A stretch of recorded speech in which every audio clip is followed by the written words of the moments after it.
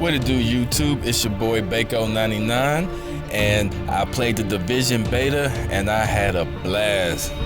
Man, that shit was fun. So I just want to do a quick video, kind of let you know how I enjoyed the game, what I enjoyed about it, was there anything that I didn't enjoy about it.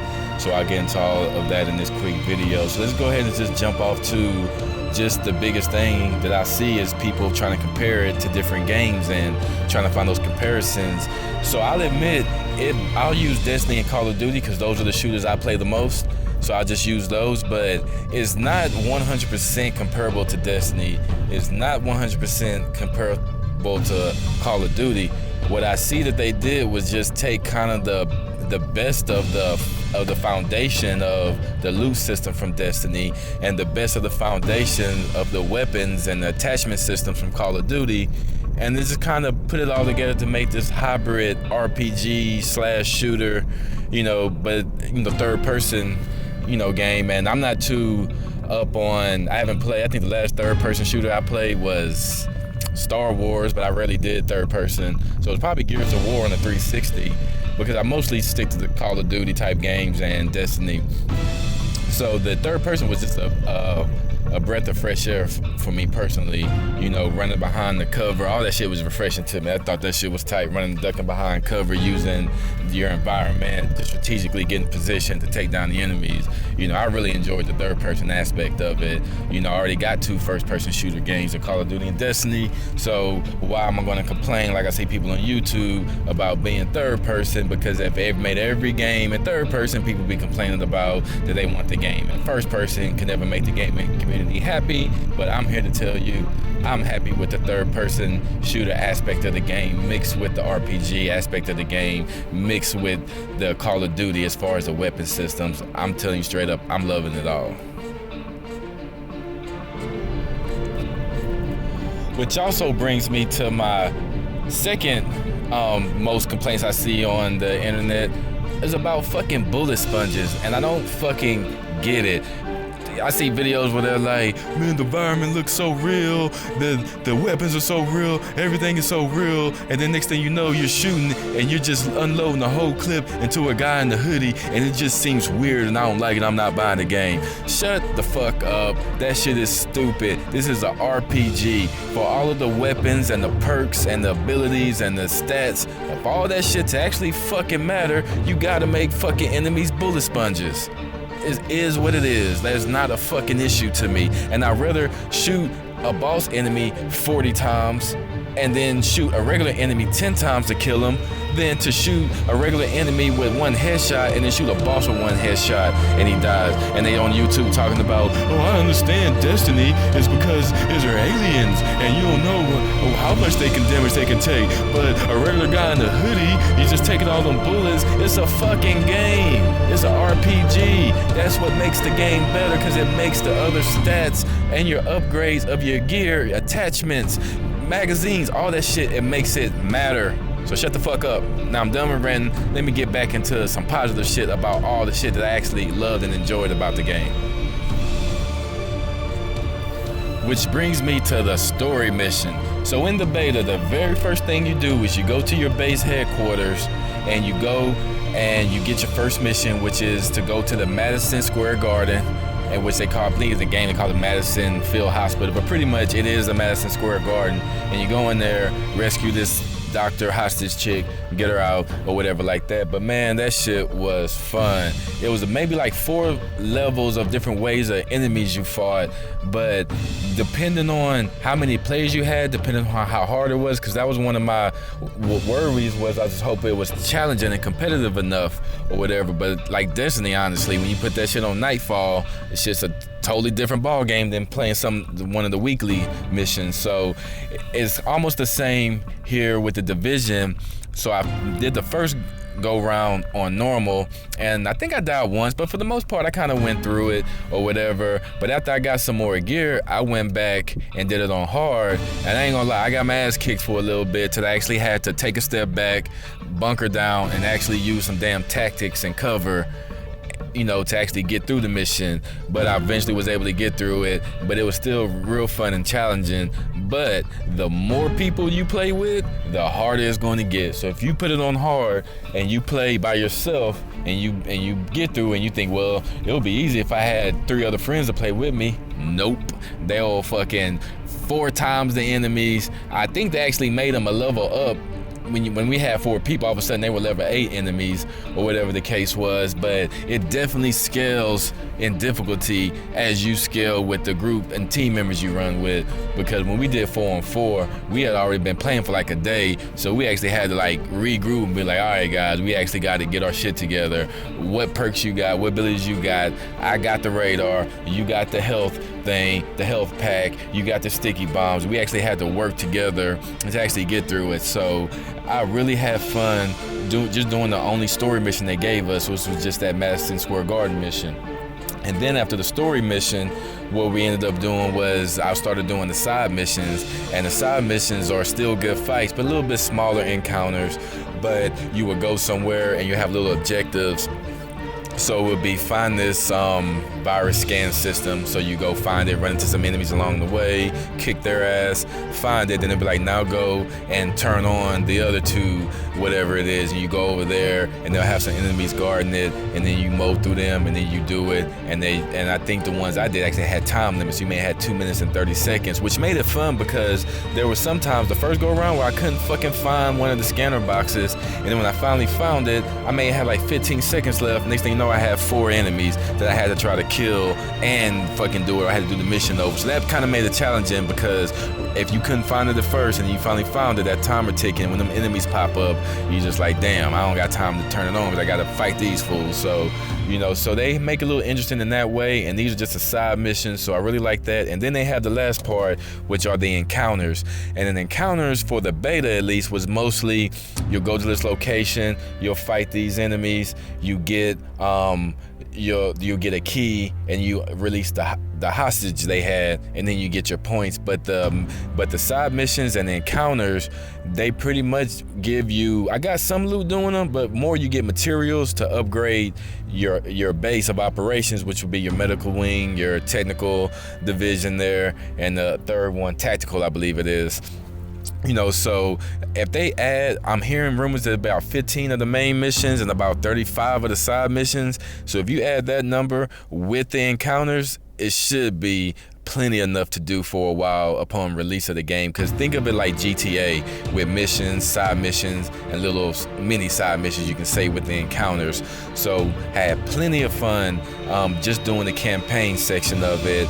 And then after that, we ventured into the Dark Zone. So, on to the Dark Zone. The Dark Zone, I have to admit, it got real fun towards the end of the beta when I really kind of figured out what everything was going on, how you really rank up in the Dark Zone and things like that. So, I'm gonna kind of just explain it based on the way I played the Dark Zone. So, the first thing I did when I got in there is I realized that the landmarks on the mini-map are the actual location of where the enemies spawn at. So when the enemies respawn, they're actually pretty tough too, but you kill them and then they're what drop the loot, and that's what it's kind of like Destiny, is where you kill the enemies and then they spawn and drop the loot. So you pick up the loot, and so all we would do the first couple of days was just go in there, get the loot, and try not to have anybody take our loot, going rogue on us. And then if we see someone rogue, then we'll actually, go get them and get extra points like that. And that was pretty much how we did, and we was getting some pretty good loot at that. But then towards, I say the last day of the beta, when I was playing with another set of friends, they were all about going rogue. And that was probably the funnest I had on the beta, when we was actually in the Dark Zone going rogue. But the reason they were doing it is because they got money twice as fast going rogue and surviving rogue, or well, if you get killed going rogue, you'll lose more than you gain. But when we have 4 people, we rarely died going rogue, and we was just stacking up money, and then we was eventually able to get the better weapons that the Dark Zone vendors were selling. And then from that point, it was no match when we was up against some of these players who probably didn't rank up their money to get the better guns in the Dark Zone. And then so we kind of pretty much shut the Dark Zone down with a 4-team squad, and man, that shit was just so fun. We even jacked someone. The funniest part was we was chasing someone who was going back to the spawn points. He was by himself, and we was mobbing anybody who had less than 4 people because it was just easy pickings. So we chased him back to the extraction zone where you have to get the loot and extract it to even be able to use it. And that's when it really goes down, because that's when the easiest pickings, when you're right there by the extraction zone. So we went there, and then we came across a whole team of 4 all getting ready to extract it, because you can see their helicopter timer on there, knowing when their helicopter's coming to extract it. So we pretty much just kind of ambushed them, and as the rope dropped, we all just mobbed them. And then they dropped their loot right next to the rope, and we literally picked it up and put it right there on the rope. And I think I got one of my better guns that way. And I felt bad, honestly, but I mean, that's part of the game. But that was the most funnest time, and that's when it really let me know how crazy and how good the Dark Zone can be, because it was just a cool idea to have the mixture of the computer AIs that you're fighting, and they're pretty tough at times, mixed in with the random multiplayer people who can kill you at any moment to be dicks or whatever the case that may be. Because I tell you, if you go in there by yourself, alone in the Dark Zone, you may get something here and there, but for the most part, you're gonna get your ass handed to you until you go back and get your full team. So I'm not sure how that's going to affect it for certain people. I don't think it's going to be as drastic as Destiny, where you pay for DLC after DLC, but you never could get a team of 6 at the same time to play a raid, so you kind of lose out on half of your money you spend on DLCs, because it's so hard to get 6 people at one time when you're grown-ups, which I am, to all be able to play or whatever. So, but I don't think the Dark Zone is going to be that crucial, because you can go in there with 2 people and meet up with 2 people, because they do have proximity chat and it works pretty good in there. So if you do go in there by yourself, just go meet up with somebody. You can just walk up to them, and if they're not in a chat party, then the proximity chat will work, and then you can end up, teaming up like that. So, and there's matchmaking. While I'm thinking about this, let me go ahead and bring this up. There's actually matchmaking on almost every level or mission that you can do in the game, which is unlike Destiny, because they don't have the matchmaking in the raid. So the only part that the Division doesn't have matchmaking is within the Dark Zone. But with the proximity chat, you just walk with somebody and say, hey, I'm not trying to go rogue, trust me, I'm by myself, I need to team up with somebody, let's go get some loot.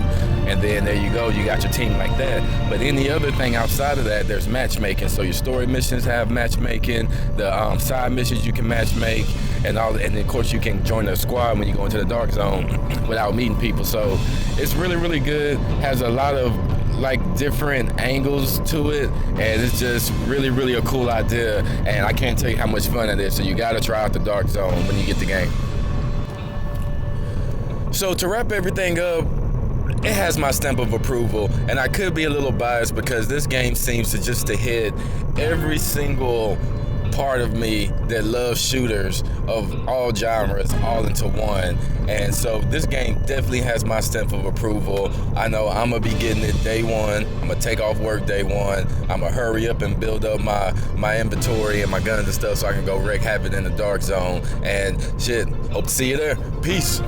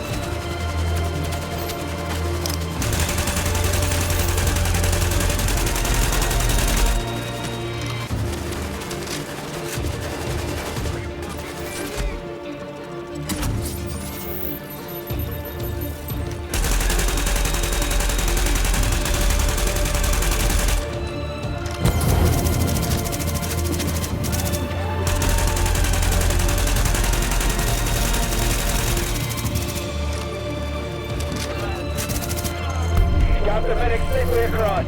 Candle and all staff accounted for.